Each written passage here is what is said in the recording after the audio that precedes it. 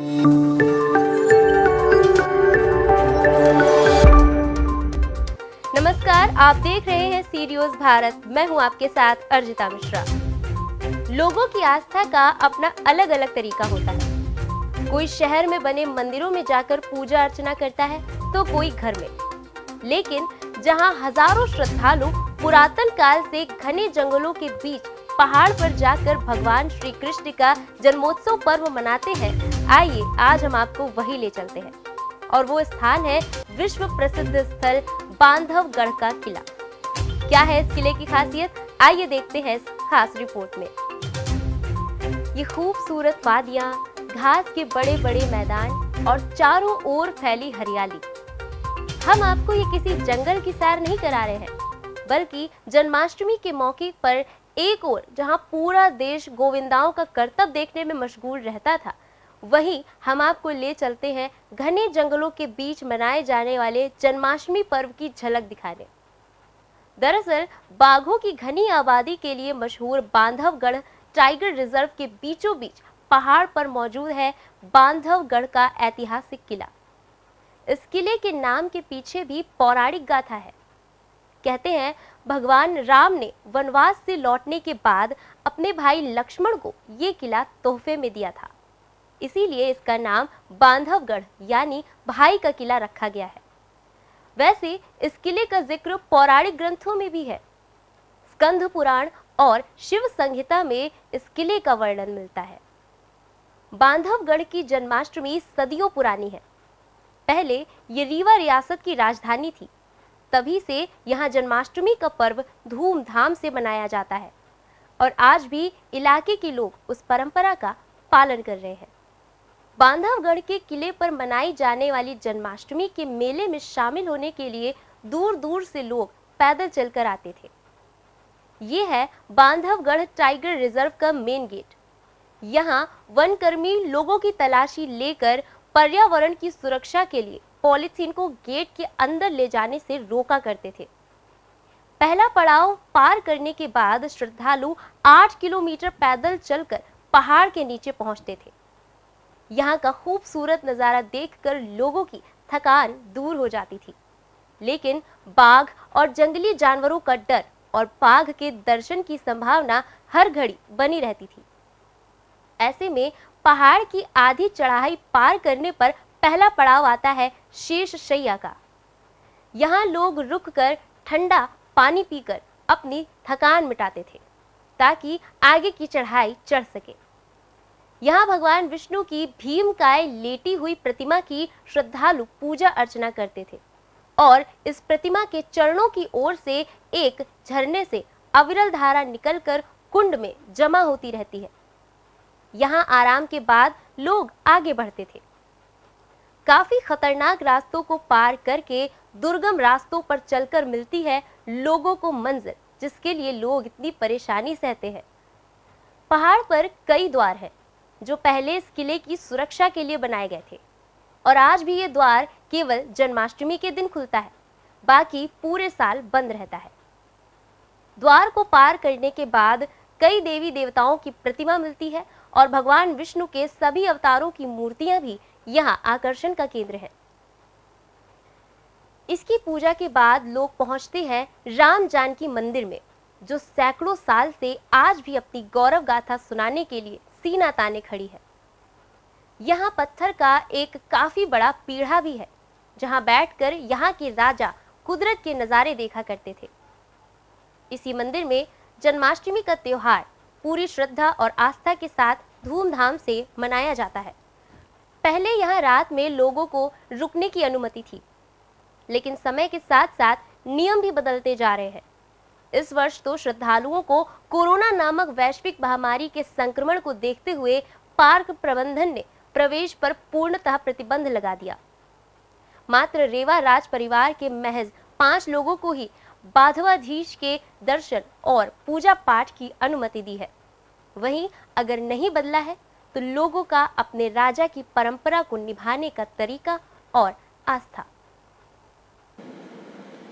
जैसा कि आपको विदित ही है कि इस वर्ष कोरोना के कारण से जो भी इस तरह के सार्वजनिक आयोजन हैं कोई बड़े त्योहारों के आयोजन हैं, मेलों के आयोजन हैं, उनकी अनुमति नहीं दी जा रही है।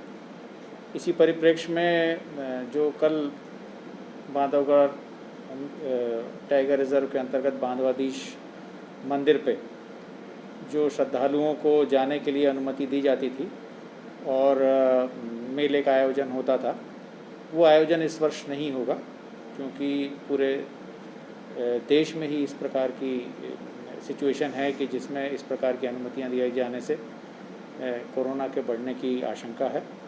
इस संबंध में हमारे ज़िला कलेक्टर ने एक आदेश प्रसारित भी कर दिया है कि सभी लोगों को ये ज्ञात हो सके कि कल इस प्रकार की अनुमति बांधवगढ़ टाइगर रिजर्व के अंतर्गत नहीं दी जाएगी और लोग अपने घरों में बैठकर ही कृष्ण जन्माष्टमी का ये उत्सव मनाएं। सर, उस आदेश में 5 लोगों को जाने की अनुमति शायद थी, तो 5 लोग कैसे चिन्हित किए जाएंगे? बांधवाधीश मंदिर में परंपरागत रूप से रीवा राज परिवार के लोग जाकर सुबह की पूजा अर्चना करते हैं और उनके द्वारा इस वर्ष भी ये अनुरोध किया गया था कि उनको ये अनुमति दी जाए कि वो पूजा अर्चना संपन्न करा सकें। इसी परिप्रेक्ष्य में कलेक्टर द्वारा 5 लोगों की अनुमति दी गई है और ये राज परिवार के जो 5 लोग हैं उनके नाम भी उनसे मांग लिए गए हैं और वो नामों की सूचना भी कलेक्टर को दे दी गई है। जी, आज जन्माष्टमी है। जन्माष्टमी पर विश्व में मशहूर बांधवगढ़ में किला है जहाँ पर लोग आते थे, उसके बारे में बताइए, क्या उसका इतिहास? बांधवगढ़ का जो किला है वो रीवा रियासत का हिस्सा था और किला रहा वहाँ पे। आज से करीबन 2000 पूर्व राजा बरंगदेव थे, उन्होंने उस किला का निर्माण कराया था और उस किले के निर्माण कराने के बाद उसकी बड़ी कौतूहल है और वो किला सबसे बड़ी महत्वपूर्ण बात है, घनघोर जंगल में बना हुआ है। वो एक बांधवगढ़ गांव था, वो वीरान हो गया, वो ऊपर ही ये किले के पास ही माना गया है कि वही था बांधवगढ़। और दूसरी बात, वो जो किला है उसमें रीवा राज रियासत का पूरा हमेशा से देख रेख रहा, क्योंकि उनका हिस्सा था। और वहाँ पर आज देश के आज़ादी की पूर्व से भगवान कृष्ण जन्माष्टमी वहाँ पे मनाया जाता रहा, प्रत्येक वर्ष मनाया जाता रहा। और सबसे बड़ी बात है कि वो बहुत ही घने जंगल में, बहुत ऊंचाइयों पे, नेशनल पार्क के अंदर है, जहाँ पे कि भारी संख्या में शेर, भालू और वन प्राणी है और टूरिस्ट प्लेस है बहुत बड़ा हिंदुस्तान का। मगर वो जो कृष्ण जन्माष्टमी है वो भी बड़ा फेमस है। वहाँ पे प्रत्येक वर्ष पूरे भारतवर्ष के लोग आते हैं, वहाँ पे ऊपर पहाड़ में चढ़ते हैं, रात को रुकते हैं और मनाते हैं। उस किला के बारे में ये कहा जाता है कि वो किला की जो सुरंगें हैं वो रीवा तक जाती हैं और जो उसके सामने एक तालाब है, रानी तालाब कहा जाता है, वो कभी नहीं सूखता है। और बहुत से कहते हैं टीपू सुल्तान उस किला के लिए आया था आक्रमण करने के लिए, मगर वो 6 माह तक लड़ाई लड़ा और पराजित होकर चला गया। उस किले के बारे में जितनी भी बातें बताई जाएं बहुत ही समझ लीजिए कम पड़ेगा, परंतु ये है कि वो किला इस विंध्य प्रदेश का, मध्य प्रदेश का और पूरे विश्व में ख्याति प्राप्त है। लोग कृष्ण जन्माष्टमी के रूप में मनाते हैं।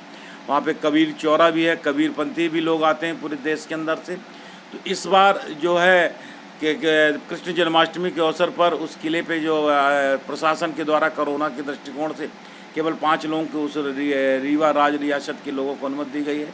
निश्चित रूप से कोरोना के हिसाब से तो सही है, परंतु जो धार्मिक जनभावना है, लोग जो उस किला के जुड़े हैं, उनको कहीं ना कहीं थोड़ा सा दुख पहुँचेगा। हम कृष्ण जन्माष्टमी के अवसर पर सभी को बधाई देते हैं और अपेक्षा भी करते हैं कि जो लोग भी वहाँ पे पहुँच गए हैं जाने अनजाने में, वो जो कोरोना की गाइडलाइन है, मास्क, सैनिटाइजर, सोशल डिस्टेंसिंग का पालन करें। और ये जो किला है और हम प्रशासन से भी आग्रह करेंगे कि भविष्य में भी जो कृष्ण जन्माष्टमी का महत्व है, उसका उत्साह है, उसको बनाए रखने के लिए प्रशासन प्रयास करता रहे। आज जन्माष्टमी है और इस वक्त हम मौजूद हैं पूरी दुनिया में बाघों के लिए अलग पहचान बनाने वाले बांधवगढ़ नेशनल मार्ग के मुख्य द्वार पर। दरअसल बाघों की घनी आबादी के लिए मशहूर बांधवगढ़ टाइगर रिजर्व के बीचों बीच पहाड़ पर मौजूद है। बांधवगढ़ का ऐतिहासिक किला, इस किले के नाम के पीछे पौराणिक गाथा भी है। कहते हैं भगवान राम ने वनवास से लौटने के बाद अपने भाई लक्ष्मण को यह किला तोहफे में दिया था। इसी मुख्य द्वार से किला का रास्ता जाता है, जहां हर वर्ष देश के कोने कोने से लाखों की संख्या में श्रद्धालु बांधवाधीश के दर्शन करने आते थे, लेकिन इस बार कोरोना नामक वैश्विक महामारी के चलते प्रशासन ने दर्शन पर रोक लगा दी है। मध्य प्रदेश के उमरिया से सी न्यूज़ भारत के लिए कैमरामैन प्रतीक खंडेलवाल के साथ केजी पांडे। उमरिया से संवाददाता केजी पांडे की खास रिपोर्ट। फिलहाल खास खबर में बस इतना ही।